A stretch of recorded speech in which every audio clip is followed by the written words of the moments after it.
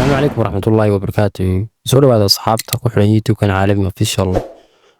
muuqaalkan maanta waxaynu ku wadaagi doonaa vocabulary erayo.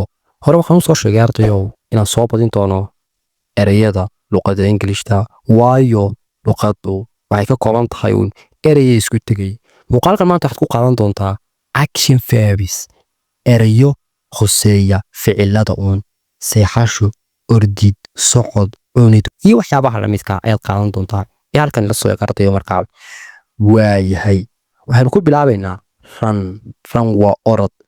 waayahay jumladana waynu gelin doonaa ardayow. waayahay inagoo soo dhawaysadayna markaa ran markaa maxay tahay? ran waxa weeye waa orod. daba waxaad tidhahdaa ingiliish waxaan ordayey wadada xalay talo leh. sida ingiliish ku oran kartaa I was walking, halkaad ka oran lahayd ayaanasa I was running last night at Eastgate. xalay tole waxaan ordayey wadada. waayahay war halkaa maxay naga eeg running. waaya jumping waa boodid. jumping waa boodid, waa boodista caadiga. can you jump up the river? ma ka dulboodi kartaa webiga? sidoo kale waxaad u isticmaali kartaa hadalka caadiga. waxaad ku oran kartaa qofka ha ku boodin dhammaadka hadalka amase dhammaadka ha ku boodin. hey do not jump at conclusionka amase gabagabaynta ha ku boodin. ama waxaad oran kartaa let us jump into the conclusion.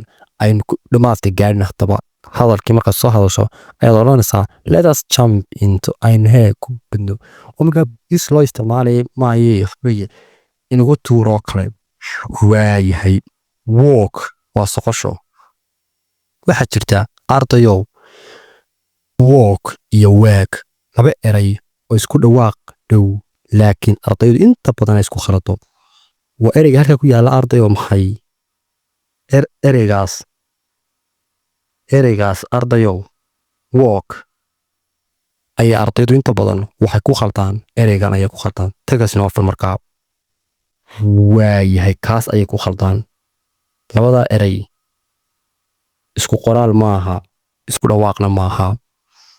kan waxaa loogu dhawaaqaa baan ku idhi walk, waa qaabkan oo kale waa walk. abka ayaad taa soo ururinaysaa dibnaha walk. halka kale uu ka yahay waag oo meeshii ooda ahaydba ay oo kala noqonayso waag. wararkaas maxaa tahay? waayahay waxaan doonayaa inaad tidhaahdo waxaan u socdaa shaqada ayaan u socdaa. inaga soo baabii exambaleka ayaa laga yaabaa inuu dheeraado exambalku. waayahay haye I walk haye to work. waxaan u lugeeyaa shaqada oo maalin walba dhaca. maalin walba shaqada ayuu socdaa. waayahay I was working last night. xalay waan shaqaynayay. I got a work. shaqan hele work waa waa qeyd wuu ka duwan yahay. waayahay aynu sii socono markaa inaga soo baabiyo. waayahay halkan maxaa ku yaala eat ayaa ardayga ku yaala. eat ayaa yaala. eat waa cunid. have you eaten your lunch? qadaadi ma cuntay? I'm eating something. waxaan cunayaa. what are you eating? maxaad cunaysaa? halkaa tiida u dambaysaa marka la joogo dhawaaqa khaasatan qolyaha la yidhaahdo Amerikaanku tiida waxay u yaqaanaan wax loo yaqaano walaab tii oo sharaxaad badan gelaysa. waana sababtood u maqlayso what are you eating maqli maysid what you eating tii maqli maysid.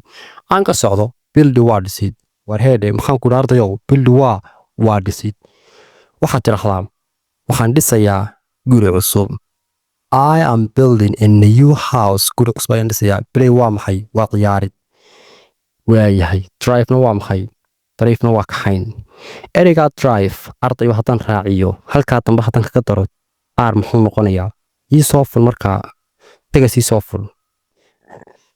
halkaa dambe r ayaan kaga darayaa driver darawal ayuu noqday. sidoo kale waxaa jirta isla ereygaada halka ku aragta ardayow iga baabii arta ayaa waxaa loo isticmaalaa dhiirigelin. waxaad English ku tiraahdaa hooyaday ayaa igu dhiirigelisay inaan English dhigto. My mom inspired me to learn English ayaa laga yaabaa inaad tiraahdo hooyaday ayaa igu dhiirigelisay inaan English dhigto. laakiin waxaan doonayaa inaad ereygan isticmaasho oo aad dhiirigelin u isticmaasho. qaabka aad u isticmaalaysaa maxay tahay markaa? halkan soo eeg markaa. waayahay halkaasaynu tegaynaa. waxaad odhanaysaa daawashada filimaanta ayaa igu dhiirigelisay inaan dhigto Englishta. waayahay watching maxay movies. filmaanta waxaa la yidhahdaa ardayow watching movies daawashada filmaanta has driven me ayaa igu dhiirigelisa aniga to learn English inaan Englishta barto. to learn English. waayahay ka waran halka ardayow qaabkaad u isticmaashay ereygii kaxayn qura ahaa aad dhiirigelin u isticmaashay. anigu waxaan ku odhanayaa what drive you to learn English? maxaybaa kugu dhiirigeliya inaad Englishta barato? saa ula soco markaa. waayahay inaga soo xil markaa. waayahay xoogaa in soo yarahee dhaweyno. cook waa maxay? cook waa karin. she was cooking a food intay karinaysay. I am cooking something waxaan karinayaa. waayahay climb-na waa maxay? climb-na waa korid. waa qofee meel koraya weeye. maxaa ku xiga? fly waa duulid. waayahay sleep waa seexasho. I am sleeping at bed sariirta ayaan hurdaa. talk waa maxay? waa hadal. halkay dhibaatadu ka yari jirtaa waxay tahay ardayow inay ardaydu isku khalado halkaa eshaas waa silent. qaabka loogu dhawaaqaya waxa weeye inoo soo fur inoo soo fur markaa tegas inoo soo fur. qaabka loogu dhawaaqaya waa talk. tolki maaha waa talk ardayow. warkaas macad yahay. waxaan filaya halkaas inay u caddahay sida qoraxdu u caddahay waadifo kawdada shamsi u tahay. waan ka sii soconayaa. waayahay inaga soo xil markaa. waxaan kusii soconnaa dhammaadkii waan filayaa. listen waa dhegaysasho. I was listening to music aan dhegaysanayay. write waa qorid. what are you writing? maxaad qoraysaa? tiida waxaan hore ugu soo sheegay ardayow inay laga dhigo flap t oo anigii halkaa what are you eating ku lahaa. tana waa sidii mid lamida. waayahay painting waa sawirid. painting waa rinjiyeen. draw ayaa sawirida ardayow. painting waa waa rinjiyeen. sawirka ayaa ku tusaya oo wakaan ninku maxay waa rinjiyeenayo. painting waa maxay? waa rinjiyeen. drawna waa sawirid.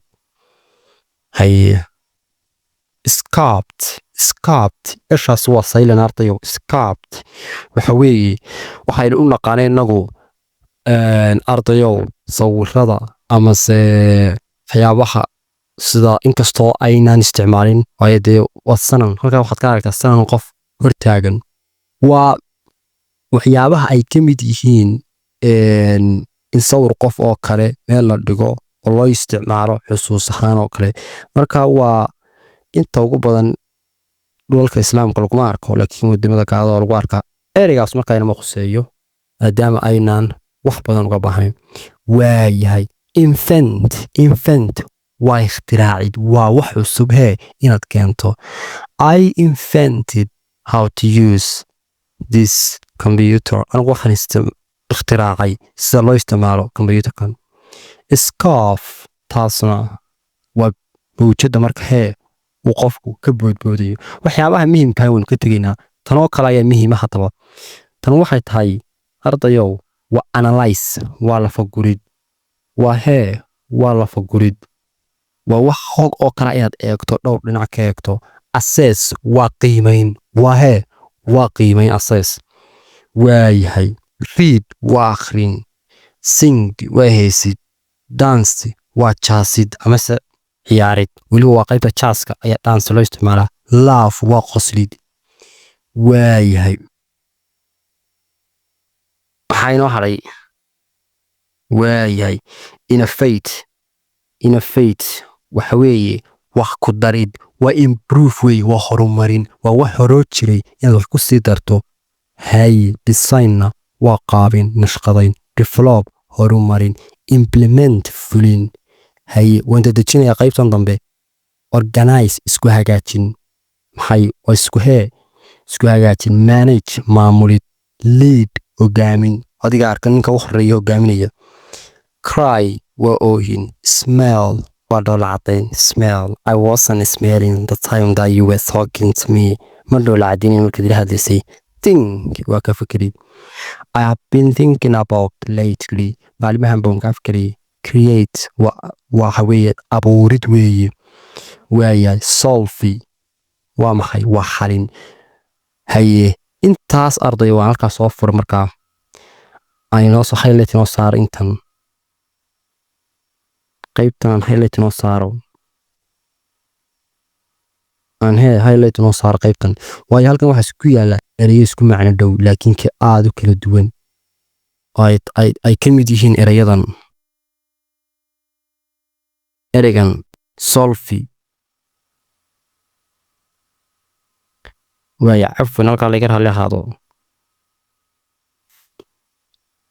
waaye ereygaas solve waa xalin marka dhibaatada xalinaya waxa weeye waa wax aan ahayn maxay waxyaabaha la taaban karayo physically in computerkan oo kala jabay ma walba xumaaday solve loo isticmaali maayo ee solve waxa loo isticmaalaa waxyaabaha maxay sida dhibaatada waxyaabaha matqaan loo yaqaan abstract noonka aan la taaban karin fix iyo repair ayaa maxay ah laba shay oo interchangeable ah oo la isku bedelan karo labadan repair haddaad aragto ama fix aragto waa shay xumaaday oo caadi aad taaban karto ama mobile ama computer ama se qalin joy wuxuu doona ha noqdo kaasoo la hagaajinayo waa maxay waa hagaajin dib u hagaajin tanna waa maxay waa xalin waa in dhibaato timiyo kala yani maskaxdaada fikirka keento khaliso waayahay wararkaas macad yahay construct waa dhisid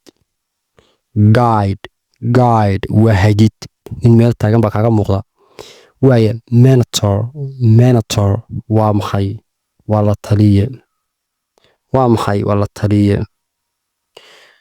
coach waa tababare waa qof wax ku tababara aad iyo aad ayaan idiin salaamayaa waxaan rajaynayaa inaad ka faa'iiday casharkan waxaan kaga tegayaa asalaamu calaykum waraxmatullaahi wabarakaatu